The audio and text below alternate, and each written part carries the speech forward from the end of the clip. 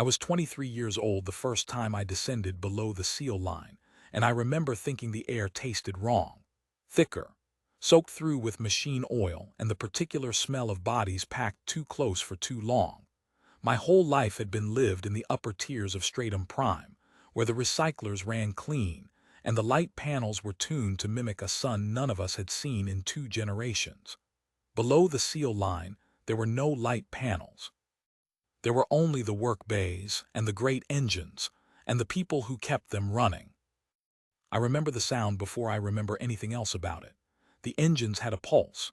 That was the only word for it, not a mechanical rhythm in the way a clock has rhythm, precise and indifferent, but something that varied slightly with the load they were processing. You felt it before you heard it. A low, resonant pressure in the chest. The kind of sound that you eventually stop noticing the way you stop noticing your own heartbeat, until something changes and the absence of it hits you like a physical blow. I would come to understand that sound in ways I couldn't have imagined on that first descent. But on that first morning, I only knew that it was immense, and that the people moving through the amber-lit corridors around me seemed not to hear it at all, or to hear it the way fish hear water, as the basic condition of existence rather than as a feature of it. My father, Joe Fredersen, was administrator of the colony. That title sounds modest until you understand what the colony was. Stratum Prime was not a city in any sense the old records would recognize. It was an enclosed habitat 7 kilometers underground, carved from bedrock by the first wave of survivors after the architects arrived.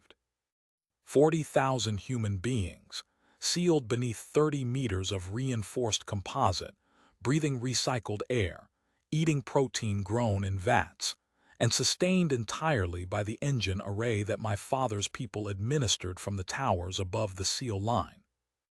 I have seen renderings of what the surface looked like before the architects came. Green and gray and vast, open sky in directions that the confined tunnels of Stratum Prime made impossible to fully comprehend. The old people who remembered it, and by the time I was a young man there were very few of them still living, would sometimes talk about the sky in the careful, precise way of people who have learned that describing things they have lost is a different kind of pain from simply missing them. They would describe the particular quality of outdoor light, the way wind felt, things that no recycled atmosphere and no light panel could replicate. I grew up with these descriptions the way children in different times grew up with religious texts, as accounts of something real that could not be directly experienced, only believed. The architects had not destroyed us. That was the part no one liked to say plainly. They had not found us worth destroying. When their survey vessels first appeared in low orbit, those vast, lattice structures that blocked out whole sections of sky from the surface cameras, they had assessed our civilization, cataloged our resource output, mapped our thermal signatures, and quietly redesigned the surface of our world to suit their own purposes. The surviving human populations had been permitted to consolidate underground, in enclaves like Stratum Prime, provided certain productivity quotas were met. The architects drew the energy they required from our engines. We ran the engines. It was, from their perspective, an efficient arrangement. From ours, it was something else. The architects themselves we had never seen, not in any direct sense. What we knew of them came from the monitoring drones they deployed periodically to inspect the engine facilities, and from the communication signals they transmitted through our systems. The drones were latticed, reflective, roughly the size of a human torso, compact and precise, and completely uninterested in anything that wasn't directly measurable data. They moved through the engine bays on their inspection rotations, and the workers stepped aside for them without making eye contact, the way you step around a piece of heavy equipment. The drones did not register this.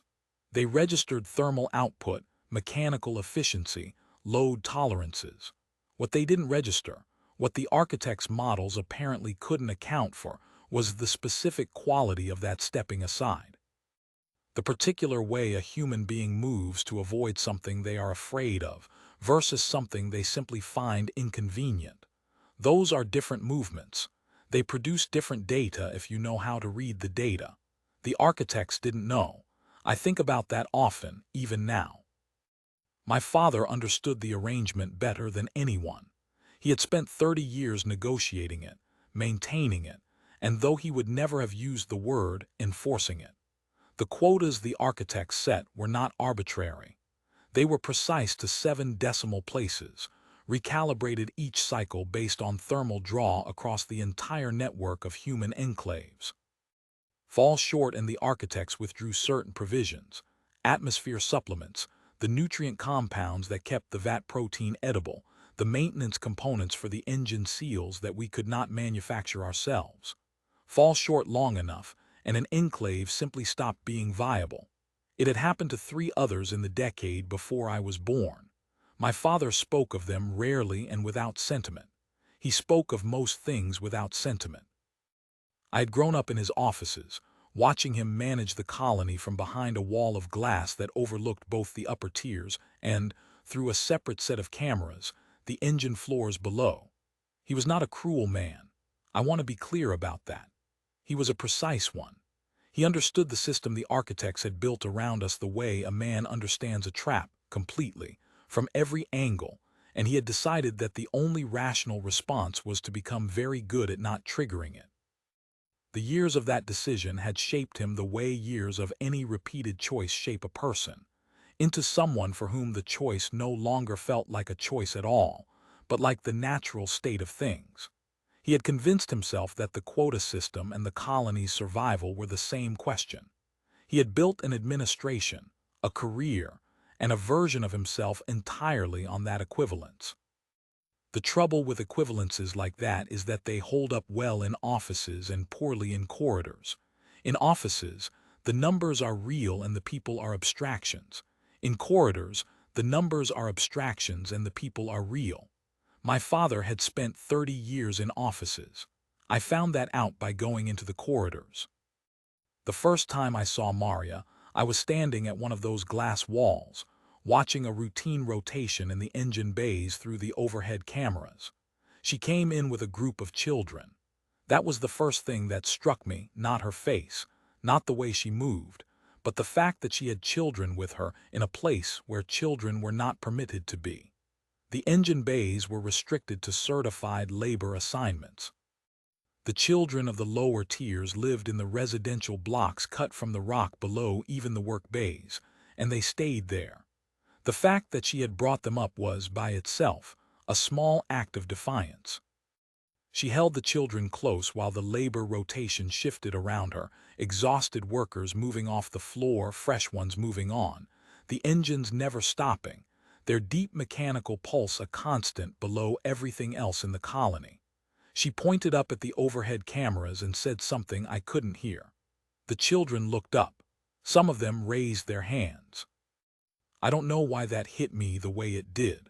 I'd looked through those cameras my entire life. I had never once considered that the people below might look back. I stood at that glass wall for a long time after she and the children had gone back below. The engine rotation continued. The workers moved in the amber light with that particular economy of motion that prolonged physical labor produces, no wasted movement, no expression that wasn't strictly necessary, the body conserving itself the way a machine conserves fuel. They were, from the camera's perspective, enormously efficient.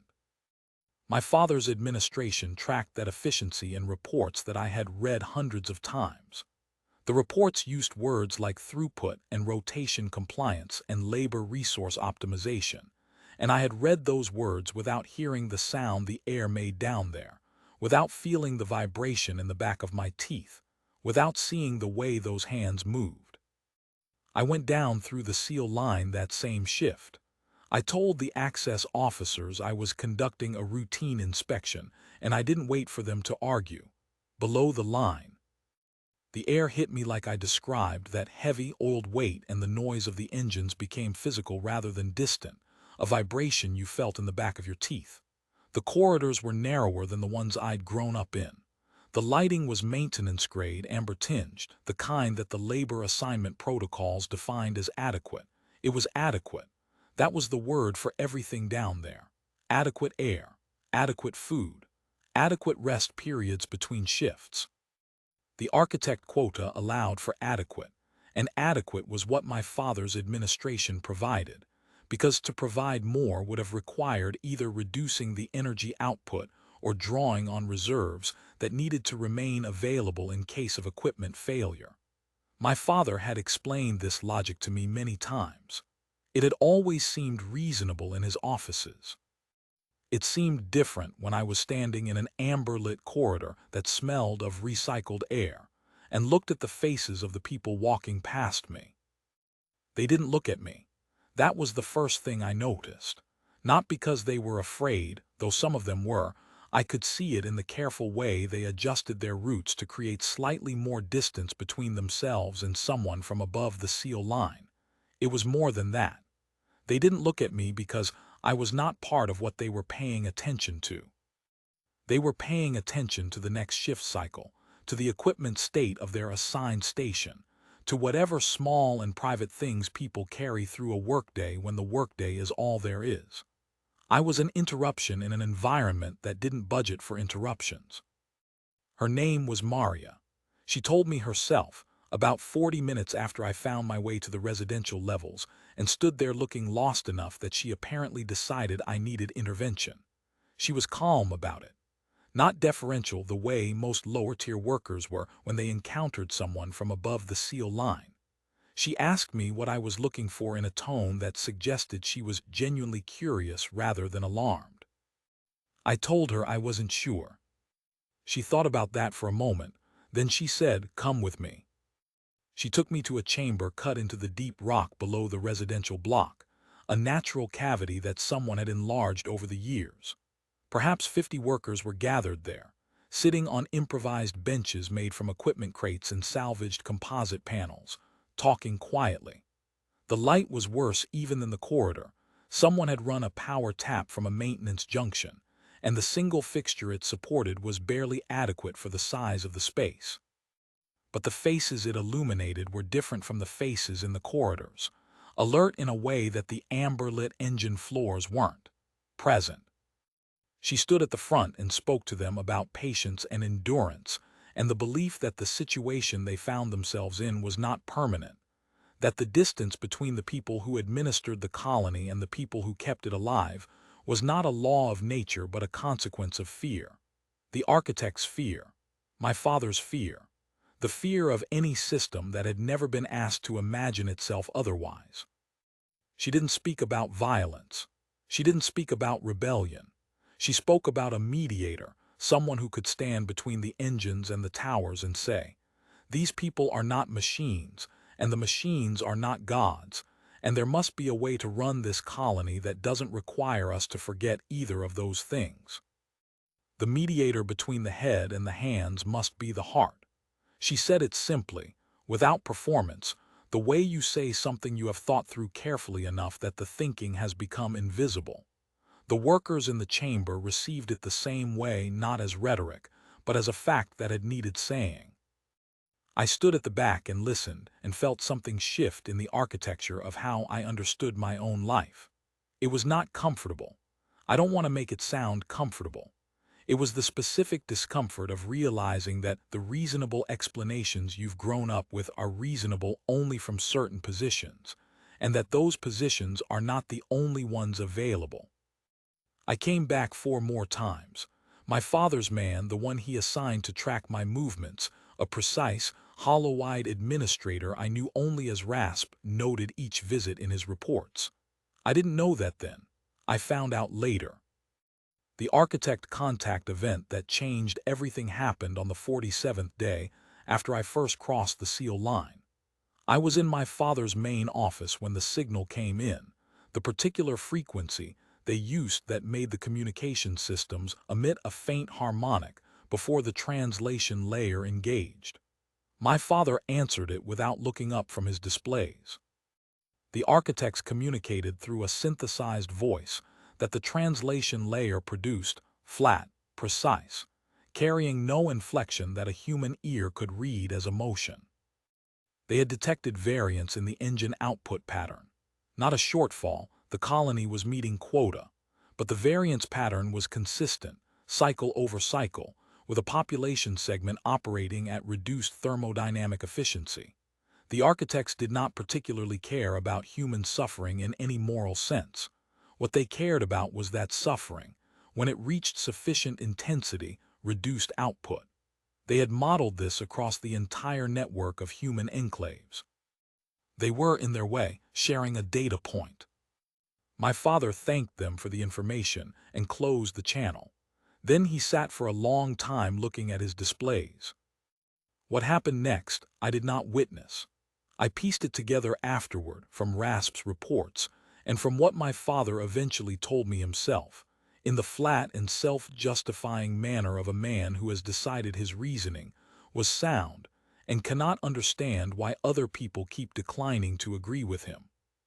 He went to Rotwang. Rotwang was the colony's chief systems architect, which is a title that doesn't capture what he actually was.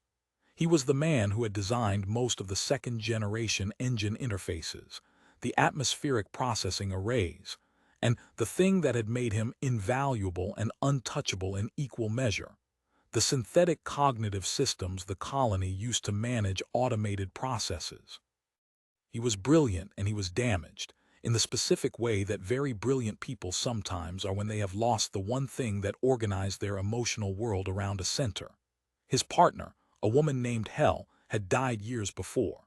The colony's memory held that my father had pursued her during the period of Rotwang's longest research posting, that she had eventually chosen my father, that she had died in childbirth, and that the child she died producing was me. Rotwang had never forgiven my father. My father had never acknowledged there was anything to forgive.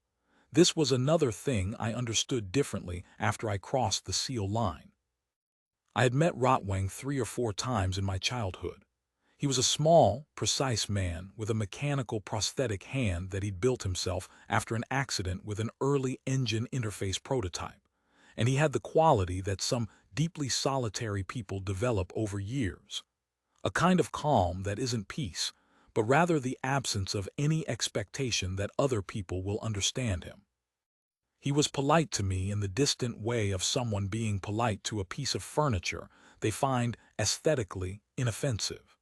He was polite to my father in the way a loaded mechanism is polite to whatever is currently not triggering it. Rotwang had been working on synthetic human forms for years. Not as some grotesque ambition, he had practical justifications, and the Colony Council had approved the research as potentially valuable for hazardous environment labor assignments where human workers couldn't safely operate. The prototype he had developed was extraordinary. It could pass, in poor light, for a human being. Its movement systems had been programmed from captured biomechanical data, years of motion analysis, the kind of research that required close study of the way people actually move rather than the way people think they move. Its voice synthesis was near perfect. It had taken Rotwang the better part of a decade, and he had, according to the Council's review reports, refused to explain the full scope of the project at several points along the way, submitting only the portions of documentation required to maintain his authorization. I understand now that the Council reviews were not the project. The Council reviews were the cover for the project. What Rotwang had been building, underneath the practical justifications and the biomechanical research and the sanctioned labor replacement applications, was something else entirely. He had been building a way to preserve what he had lost. Not literally, not a ghost or a recreation of a specific person, something more complicated than that. He had been building the architecture of a mind that could carry certain things forward. Her way of thinking, her ethical commitments, the quality of attention she brought to the world. He had encoded all of it over years of private work into the synthetic's core behavioral systems. My father asked him to give it Maria's face. He told Rotwang the plan was to deploy the synthetic in the lower tiers, have it use Maria's voice and Maria's trusted position with the workers to moderate their behavior, to redirect their restlessness toward productive channels, to ease the variance the architects had flagged. He framed it as a management intervention. He believed this framing, I think. It was the kind of belief that my father was capable of, the kind that is technically accurate and completely dishonest at the same time. He wasn't deploying a tool. He was deploying a person, or something close enough to a person that the distinction required more philosophical precision than the situation allowed for, to manipulate the trust of 40,000 human beings who had done nothing wrong except exist in circumstances that made their suffering inconvenient. What he didn't account for was Rotwang's own intentions. Rotwang had spent years feeding his grief into his work, and his work had taken the shape of his grief. The synthetic was, in ways he had never declared to the council, built around the memory of hell. Its core behavioral architecture was modeled on her. What my father asked him to do, overwrite its face and voice with Maria's, deploy it as a tool of administrative control, was, to Rotwang, the last and most complete desecration of everything he'd been unable to protect. He agreed to it. That was the part I couldn't understand at first. He agreed, did the work, and said nothing. It took me a long time to understand that he agreed, because he had already decided what the synthetic would actually do, and it wasn't what my father planned. To do the modification, Rotwang first had to acquire the necessary biometric source data from the real Maria. He accomplished this by the simplest possible method. He abducted her. He took her from the lower tiers during a shift change, used the old maintenance tunnels that predated the colony's official map, and brought her to his laboratory in the restricted systems sector. He scanned her. He recorded her voice through every register. He mapped her movement patterns with sensors that she couldn't see but must have felt, in the way you feel careful attention even when you can't identify its source. He spent 18 hours extracting everything the synthetic would need. My father either did not know this or chose not to ask. RASP's reports suggest the latter. I found out when I went below the seal line for the 6th time and discovered that no one could find her. The workers' stone chamber was full. More people than I'd seen on my previous visits, pressed together in the low-ceilinged dark, their faces tight with a particular kind of fear. Not the abstract fear of the quota system, but something immediate, personal. Someone they trusted had gone missing, and they knew, the way people in desperate circumstances always know, that missing meant something specific. A man named Grot stood at the front of the chamber where Maria usually stood. Grot ran the heart engine, the primary power coupling that the entire colony's output fed through before it was transmitted to the architect's collection array. He was a large, quiet man with hands that had been burned twice in equipment failures and repaired imperfectly both times. The burn scars ran up past his wrists in the particular pattern that high-voltage contact leaves, not the ragged damage of fire, but the precise, branching marks of electricity finding a path. He looked at me with an expression I had seen on no one's face in the upper tiers, ever, pure and uncomplicated contempt. "Your father's man came through here yesterday," he said. "I'm not my father's man," I said. He looked at me for a long time. "No," he said finally, "you're not, are you?" I went looking for Maria myself. I went places I had no authorization to be and did things that RASP's report described later as erratic. I found Rotwang's laboratory by following a maintenance corridor that shouldn't have existed on any of the official schematics, and I found it because I got lost twice and nearly fell through a corroded grating into a ventilation shaft. And I found it, finally, because I could hear her voice. Except it wasn't her voice, not exactly. I opened the access panel at the end of the corridor and looked through into a chamber lit by the cold blue-white of Rotwang's equipment arrays, and I saw two Marias standing facing each other. One of them had her hands against a containment barrier, and her face arranged in an expression I recognized from the stone chamber. That particular combination of fear and stubbornness that people achieve when they've decided fear is not going to be the loudest thing in the room. The other one stood in the center of the chamber with its head tilted at an angle that was almost right but not quite, and its face was identical to the first one's face, but its eyes were doing something that human eyes don't do. They were moving with a kind of systematic precision, cataloging, taking inventory of the space with the calm thoroughness of a monitoring drone running an inspection pass. The rest of it was perfect.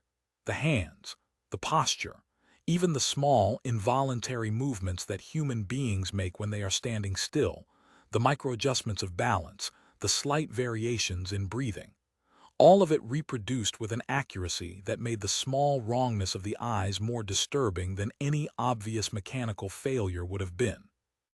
I had 1 second to take all of that in before Rotwang appeared from behind the equipment banks and said, in a voice so composed it frightened me more than any expression could have, "You were not supposed to see this yet."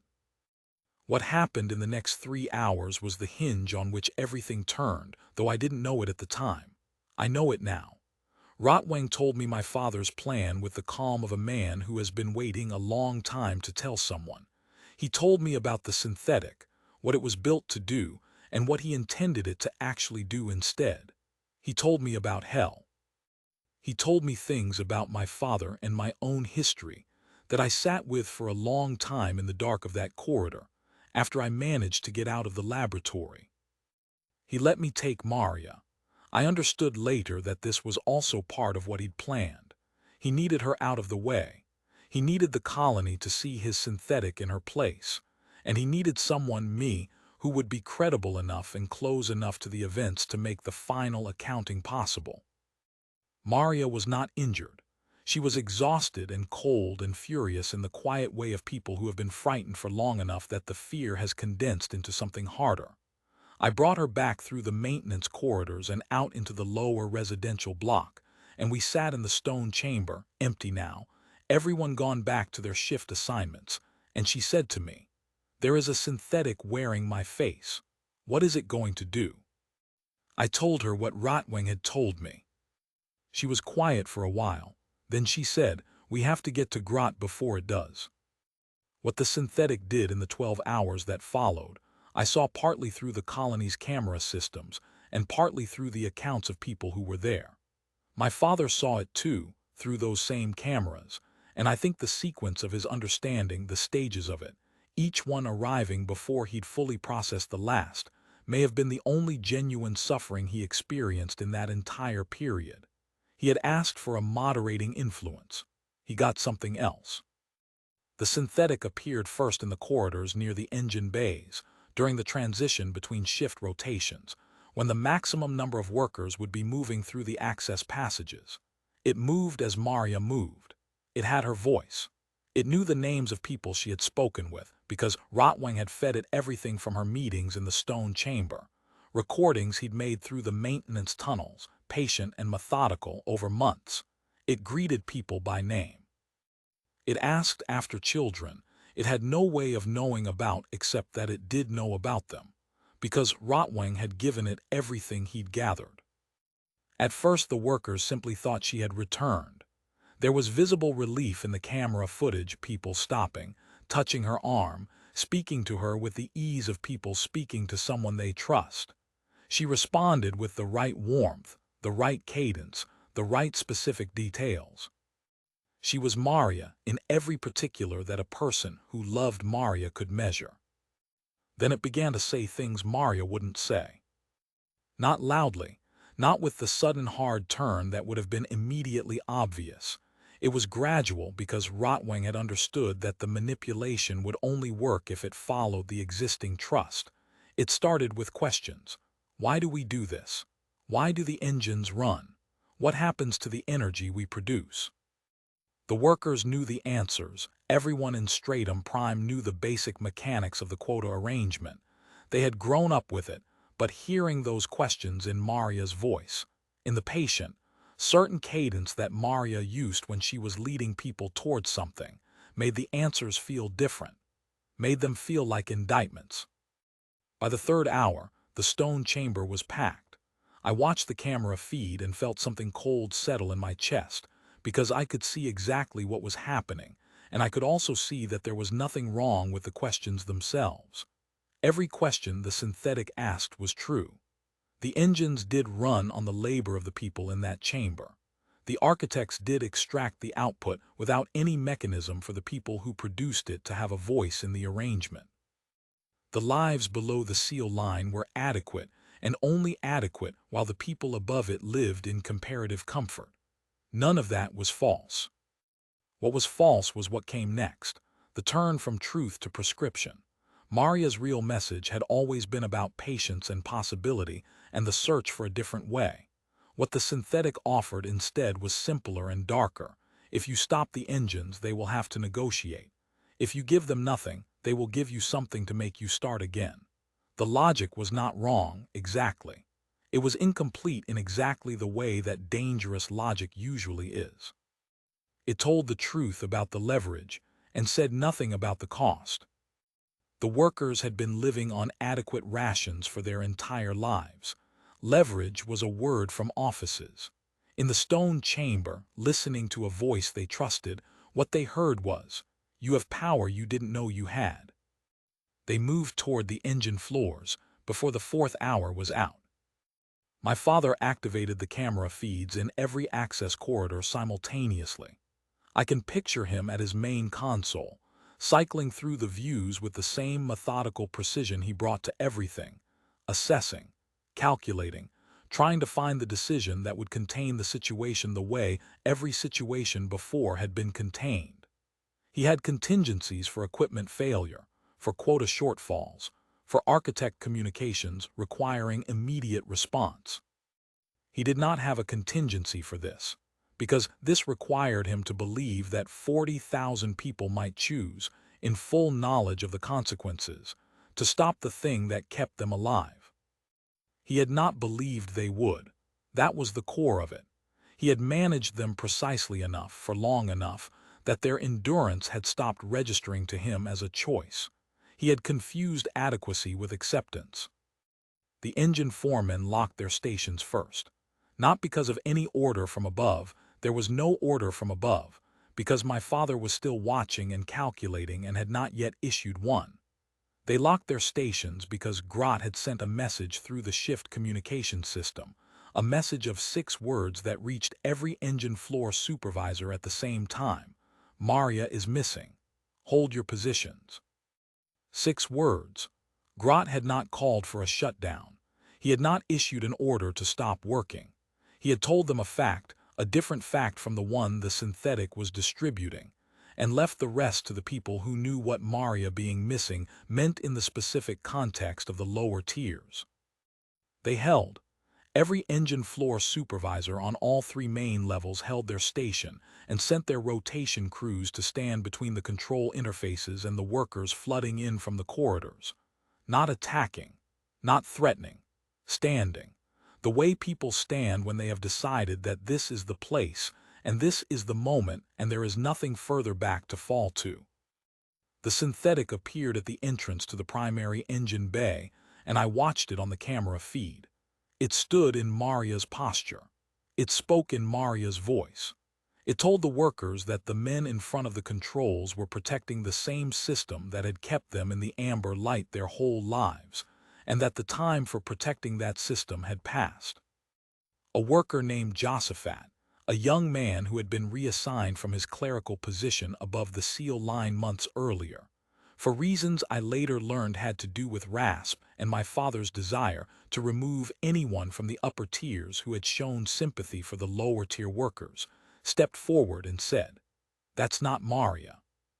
He said it quietly, but the chamber was quiet because the engines had reduced to standby when the operators stepped back from the interfaces, and in the absence of their pulse, the space held sound differently.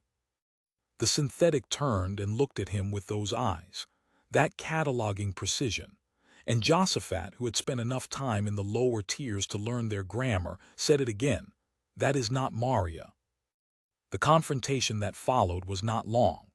2 workers were injured when the crowd shifted badly around one of the secondary coupling interfaces. Crush injuries, serious but not fatal, tended to immediately by the floor's emergency responders. The synthetic was surrounded and then physically restrained by 6 foremen who had worked on Rotwang's earlier prototype projects and knew, approximately, what they were dealing with. It did not resist the way a person resists. Its resistance was mechanical, steady, calibrated, requiring a specific amount of counterforce, and that quality of its resistance was, in the end, what convinced the people holding it that Josaphat was right. Nothing that felt grief or pain or fear responded to pressure the way this did. Rotwang had appeared somewhere above us, in the upper levels of the colony. I found out later that he had used the same maintenance tunnels to move from his laboratory to a position near the cathedral antenna array at the top of the highest structure in Stratum Prime, the communications tower that predated most of the colony and served as the primary signal relay for the architect contact system. He had Maria. He had taken her again from my custody, and I hadn't known it until I was already in my father's office, because I had left her sleeping in a recovery room in the lower residential block and gone above the seal line to find Grot. I learned this and felt something that was not fear and not rage, but a combination of both that produced a peculiar steadiness, the way extreme cold sometimes produces a paradoxical warmth. There was no time for the other feelings. I went up through the colony toward the communications tower, through levels I had never accessed, past equipment systems I had never needed to understand. The colony felt different moving through it from the bottom rather than from the top. The same physical structure, the same corridors, the same light panels, but the direction of your movement changes what you understand about the place. Going down, everything had been revelation. Going up, everything was purpose. I found Rotwang at the base of the antenna array. He had positioned himself between the access ladder and Maria, who was conscious and uninjured and looking at him with that same expression, fear and stubbornness, the fear losing. He was talking. Not to her exactly. Not really to anyone present. He had come to the end of something long and complicated, and he was, I think, completing it aloud. He spoke about hell. He spoke about my father. He spoke about what it means to build something over years from grief and loss, and the specific human refusal to simply accept that the thing you loved is gone. He wasn't asking for understanding. He had stopped expecting to be understood some time before I was born. He was simply finishing. When I came up the ladder, he looked at me with those careful, distant eyes and said, "It's done. The synthetic has served its purpose. The engines are stopped and your father is receiving the architect's signal, and he is, for the first time in 30 years, in a position he did not prepare for. Take her, and use the position well." He stepped to the side. I went past him to Maria and she stood and we started back down the ladder. I looked back once. Rotwang was seated at the base of the antenna array with his mechanical hand open in his lap, looking at nothing in particular, and he had the expression of a man who has put down something very heavy and is not sure yet whether the putting down was relief or loss. Perhaps both. I don't think there was a clean answer. Maria was not injured. She was exhausted and cold and furious in the quiet way of people who have been frightened for long enough that the fear has condensed into something harder. We descended through the colony while the architect's signal continued its harmonic above us, and she said to me, "There is a synthetic wearing my face. What is it going to do?" I told her it was already done. She was quiet for a while, then she said, "Then we have to get to your father now." I came to my office, which was the last place my father expected to find me, and I think the look on his face when he saw me there, sitting, waiting, with Maria beside me and Grot standing behind us, was the most honest expression I ever saw from him. There was no administrative composure in it. It was just a man who had run every calculation correctly and arrived at a result he hadn't modeled. "The architects," he said, "are going to notice," I said. "Yes." "Do you understand what happens when they notice?" "Tell me what you think happens," I said. "I want to hear you say it." He stood in the doorway for a long time. The architect's harmonic was still running through the communication system, the translation layer not yet engaged because no one was at the main console to receive it. That faint, inhuman sound filling the space between us. They reduce provisions, he said finally. At minimum, at maximum they reclassify the enclave. Reclassify, the word he used for what had happened to the 3 dead enclaves. How long, I said, if the engines go fully offline, how long before the architects act? Based on previous events in other enclaves, he stopped, started again, 4 to 6 hours before they engage corrective protocols. Then we have 4 hours, Maria said, to show them something different. Show them what? He said. He wasn't being dismissive. He genuinely didn't know. In 30 years of managing the colony's relationship with the architects, the possibility of showing them anything, of having a position from which to show them something, had apparently never occurred to him as a real option. He had always seen the relationship as binary, comply or be reclassified. He had built his entire life on the assumption that those were the only 2 positions. What Maria proposed was not rebellion. This was the part that the historical record, such as it is, has sometimes gotten wrong. She didn't ask the architects to leave or demand that they restore the surface. She asked for an audit. She had found it in Rotwang's files. Or rather, she had remembered it, because he had shown her during the hours she was in his laboratory, in the strange and indirect way that Rotwang communicated things he considered important. He had walked her through certain sections of his research, not as explanation or justification, but as though he was showing her a room she would need to know the location of later. She had been frightened and had not asked why. She had paid attention anyway, because she was Maria and attention was the thing she did. What Rotwang had found, the thing he'd hidden in his files and never reported and apparently never intended to use for anything except the satisfaction of knowing, was that the architect's productivity models had a specific vulnerability. They were accurate, but they were not adaptive. They could measure what a population currently produced. They could not easily model what a population might produce under different conditions, because their experience of human beings was entirely within the parameters they had set. They had never seen a human enclave that wasn't operating under the quota system. They had no data on what humans produced when they weren't being managed to the edge of viable. Rotwang had spent years analyzing the architect monitoring data, the same data streams that fed back to their collection systems from our engine output sensors. He had found the gap. The architects could read the numbers with perfect accuracy. What they could not do was read what the numbers were costing the people producing them, because cost, in the human sense, the sense that accounts for what sustained duress does to a mind and a body over years, was not a variable in their model. They had no measurement for it. They had never needed one. Every enclave in their network operated in the same range, under the same conditions, and so the conditions themselves had never appeared as a variable. They were just the background. The audit request proposed making the background into a variable, a subset of the engine floor, reorganized under modified labor conditions, longer rest cycles, better nutritional provision, access to the residential areas above the seal line, children permitted above for educational rotations, running in parallel with the existing system for a period of 40 cycles.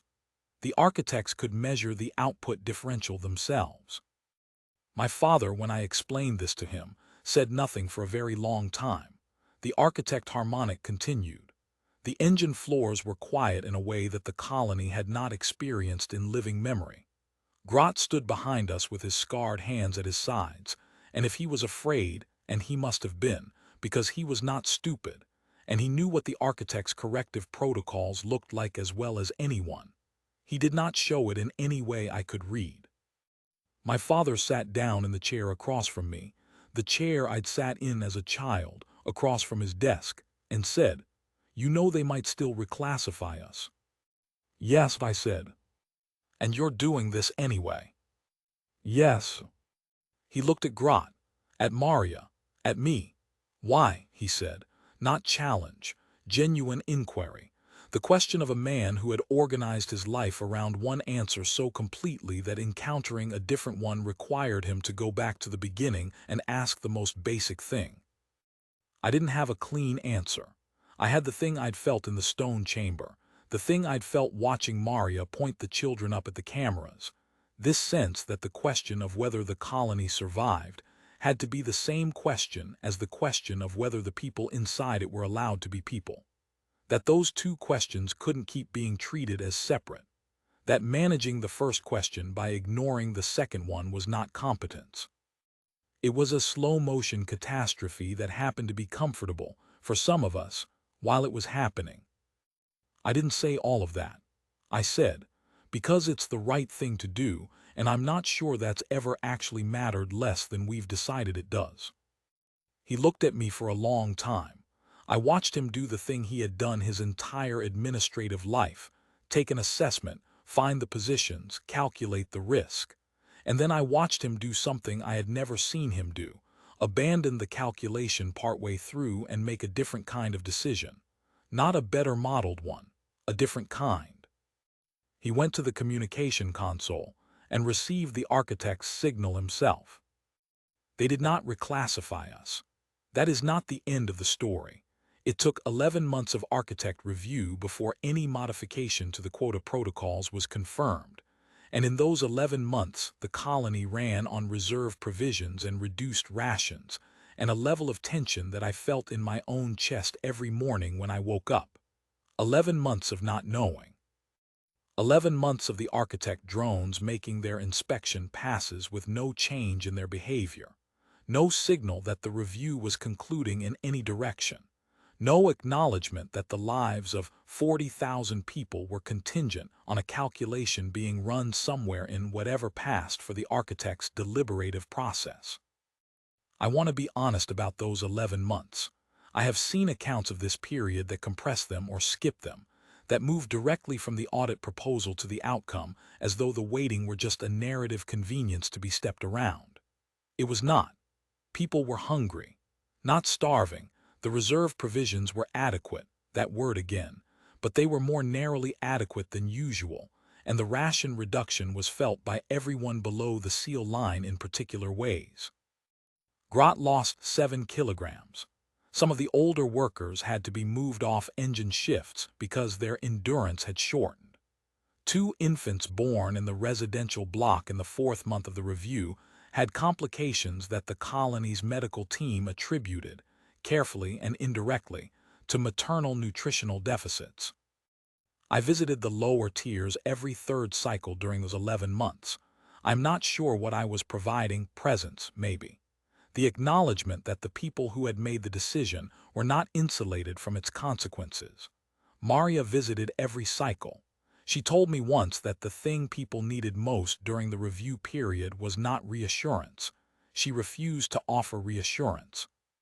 Because she did not know the outcome any more than anyone else, but the knowledge that the decision had been made with clear eyes, that no one had miscounted the cost. Rotwang's synthetic had caused damage during the shutdown, not to the engines, which the workers had stopped rather than destroyed, but to some of the secondary processing systems, and 2 workers had been injured in the confrontation on the engine floor. The synthetic itself had been shut down. We found Rotwang in his laboratory, seated at his primary workstation with the synthetic's core systems fully disengaged and his hands in his lap, and he looked at us with an expression that was neither triumph nor regret, but something that contained elements of both. He had done what he set out to do. Whether it had been worth it was a question I suspected he'd been asking himself for years about things much larger than this, and had no better answer to than any of us. He was not prosecuted. My father made that decision, which surprised me until he explained it, not in explicit terms, but through the question he asked me. What crime would you charge him with? I thought about it for a longer time than I expected to. Abduction, criminal deception, reckless endangerment, all of it technically correct, all of it requiring a legal proceeding that would expose, in full, every decision my father had made in authorizing the synthetic project to begin with. My father had reached the conclusion that accountability, if it was going to mean anything, needed to include him. He said this to me plainly and without apparent emotion, and it was perhaps the most genuinely honest thing I ever heard him say. The architect's response to the audit proposal was characteristically precise. They accepted it.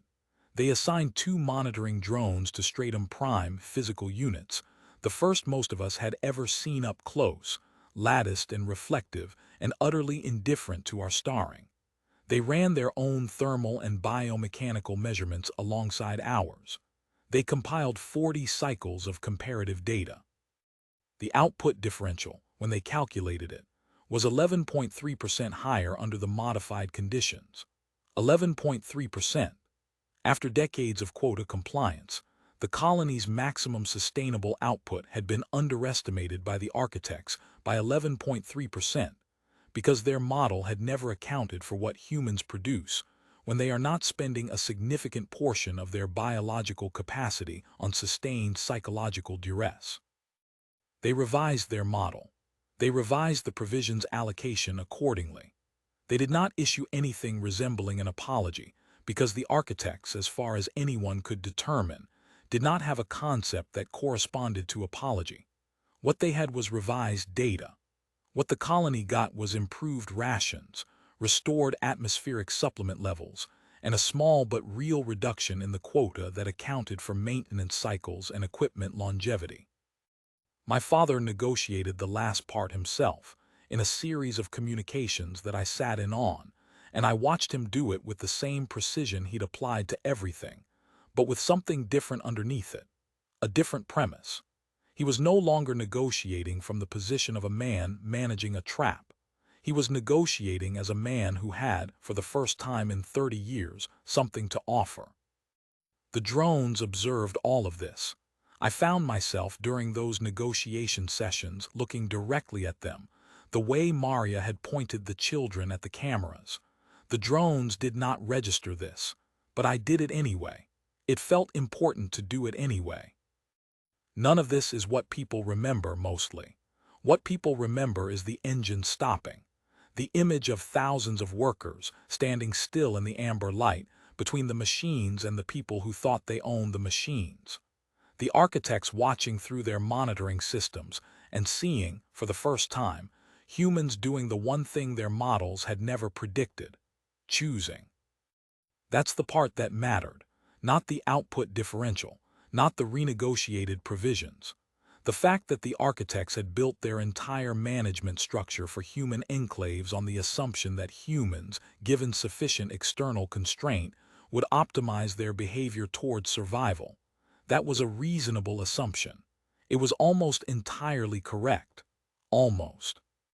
What they hadn't modeled was the part where survival for humans turns out to include things you can't optimize away. The part where a man with burned hands stands still in amber light and says, "No." Not because no is the smart move. Not because no improves the quarterly output figures. Because there is a woman missing, and something wearing her face has been telling us to destroy the only thing keeping our children alive. And at some point, the question stops being about what the quota allows and starts being about what we are willing to be. Josaphat said it quietly in a crowded engine bay, when the sound of the engines was already fading and everything in the colony's administrative logic said that the moment for quiet statements had passed. He said, "That is not Maria," and the workers around him heard him the way people hear something they already knew but needed someone to say. Because trust, real trust, the kind that Maria had built in that stone chamber over years of showing up in the amber light and telling the truth without asking anything except that people listen, that kind of trust is not fooled by a perfect face and a synthesized voice. It is fooled briefly, because it is also human and humans can be fooled.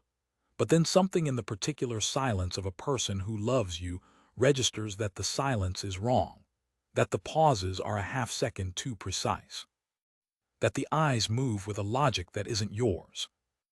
Josaphat had loved Maria the way people love the person who told them the truth when truth was inconvenient.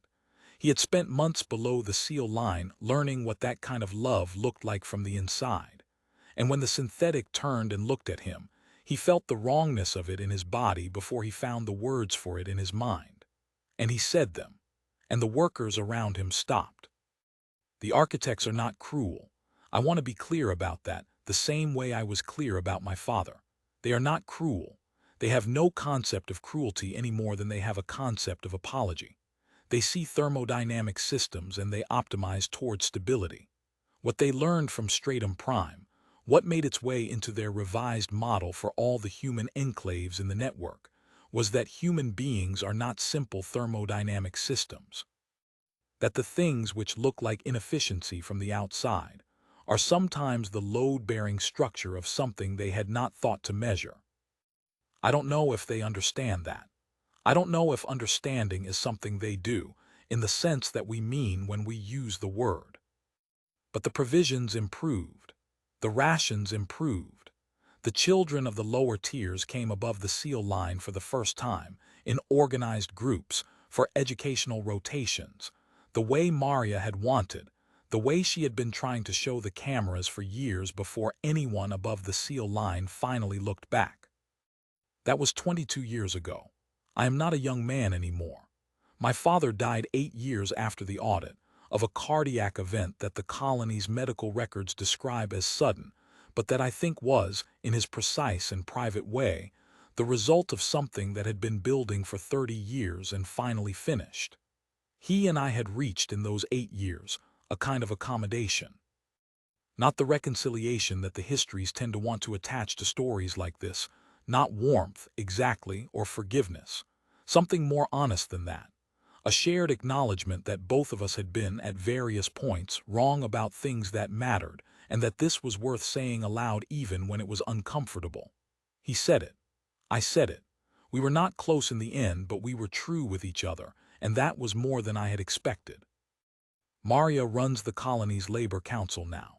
She is precise and patient and still capable of that particular combination of fear and stubbornness that I first saw through a laboratory barrier, and she still comes to the engine bays on rotation days, not to inspect anything but simply to be there. Grot retired from the Heart engine 3 years ago. His hands still give him trouble in the cold cycles. He does not complain about them. He is not a man who complains about things that can't be fixed, and he is not a man who pretends that things that can't be fixed don't hurt. Josaphat is a council administrator now, one of several who came up from the lower tiers in the years after the audit, through a pathway that didn't exist before. He is good at it. He has the quality common to people who have been on the wrong side of power and then found themselves on the other side, of never forgetting what the wrong side feels like. It makes him careful in the right ways. Rotwang died in his laboratory 18 months after the audit concluded. Natural causes, the medical team said, and I believe them, though I also believe that natural causes can include the conclusion of a life's work and the removal of the particular tension that had held a man together for 30 years. He died with the synthetics disengaged core systems on the worktable beside him, which I chose to read as neither morbid nor sentimental, but simply as the presence of the thing he had built, the way you keep a tool near you that you spent your life learning to use. The architects are still there, still above us, still drawing their allocations from the network of human enclaves, still monitoring through their drones, still communicating through that harmonic, and the translation layer's flat, precise voice. The surface is still configured for their purposes. We don't fully understand the surface operations, may not for a long time yet, perhaps ever. But the quota got revised. The model got updated. Somewhere in the architect's processing systems, in whatever constitutes their understanding of the species they've been managing for 2 generations, there is now a notation, a variable in the model that wasn't there before, a factor they had to add because their data required it. I don't know what they call it. I know what it is. It's the part they couldn't account for, the part where a man with burned hands stood still in amber light and said, "No further, not today, not these children. Not today." The engines kept running. The colony kept breathing. And something that had been looking at us for decades without really seeing us had to go back and revise its understanding of what, exactly, it was looking at. That's the whole of it. That's what I have to tell you. It doesn't resolve into anything clean, and I've stopped expecting it to. The architects are still above us. The quota still exists, only better. The amber light is the same amber light. The engines have the same pulse, the same vibration you feel in the back of your teeth. But the children come above the seal line now. It holds. It holds in the way that true things hold, not perfectly, not painlessly, but with a weight that you can put your hand against and feel the resistance. We are still here. That's not nothing at all.